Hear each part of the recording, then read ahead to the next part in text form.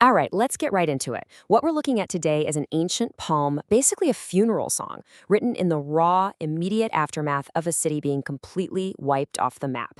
This is chapter 2 of the Book of Lamentations, and I gotta tell you, it's one of the most intense, gut-wrenching explorations of grief and faith you will ever read.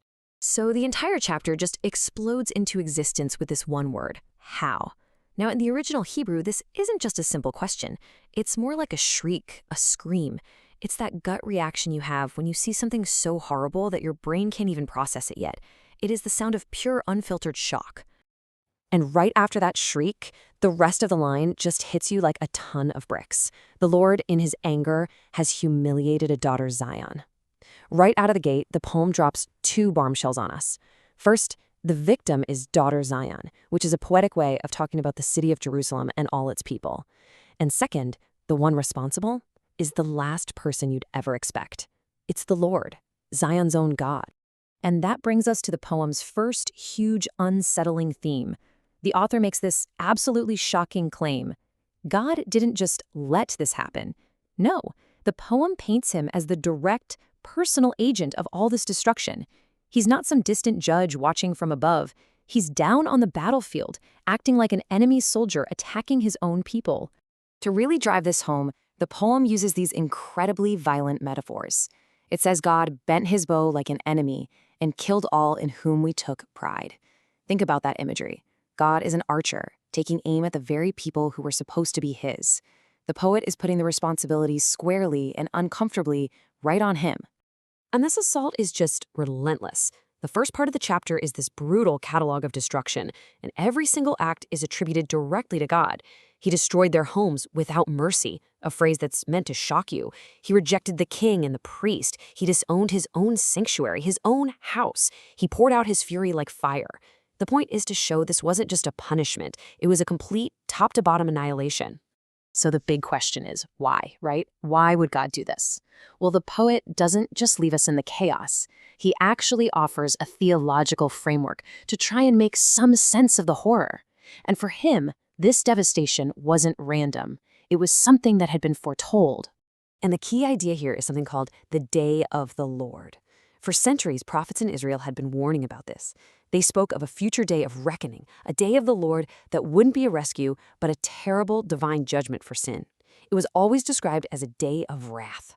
So the author of Lamentations is looking at the rubble all around him, and he's thinking, this is it. This is what they warned us about. The prophecy has come true. But then, why was everyone so surprised? Well, because the people had a choice of who to listen to.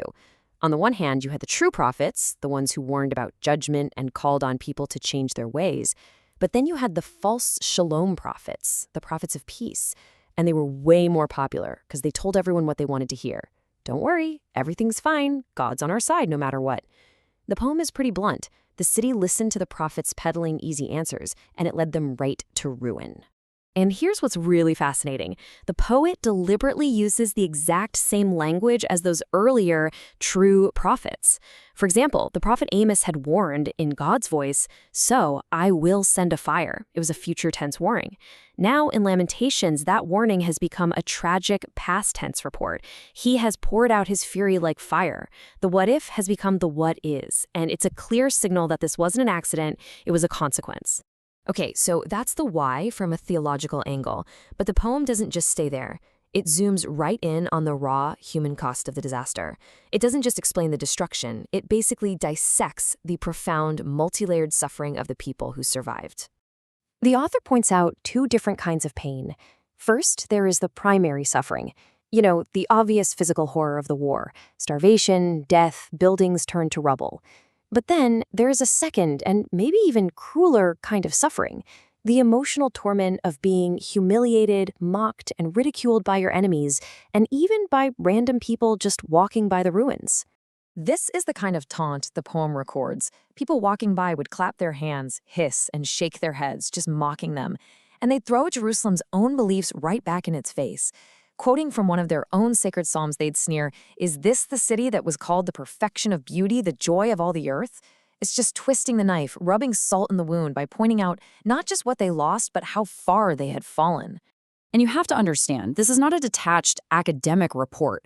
The narrator, this wise mentor figure, he's right there in the trauma with them. He describes his own physical gut-level reaction to the horror, saying, "My stomach churns, my bile is poured out on the ground."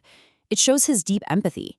He's not just observing the pain, he's feeling it in his own body. And out of all the terrible things he saw, the one that seems to break him the most is the memory of the children. He remembers seeing infants and babies fainting from hunger right there in the city streets. He can still hear them crying to their mothers, asking, "Where is grain and wine?" right before their lives are poured out on their mother's bosom.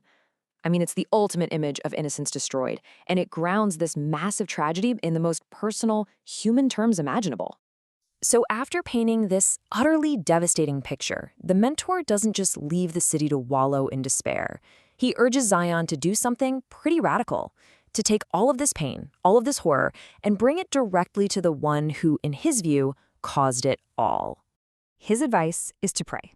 But we're not talking about a polite, pre-written prayer here. He tells Zion to pour out your heart like water before the presence of the Lord.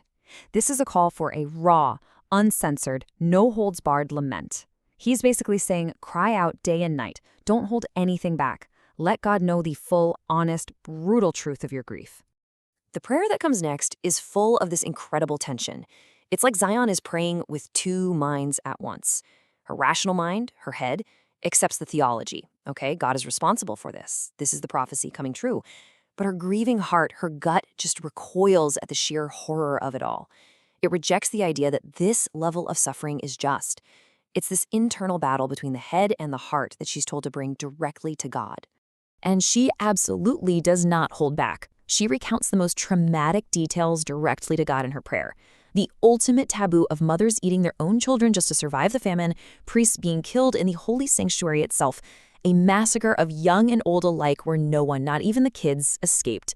She presents the full, brutal, unvarnished truth of her experience. So here's the bottom line. Lamentations 2 doesn't offer any easy answers or cheap comfort. What it does is present a model of faith that is an absolute struggle.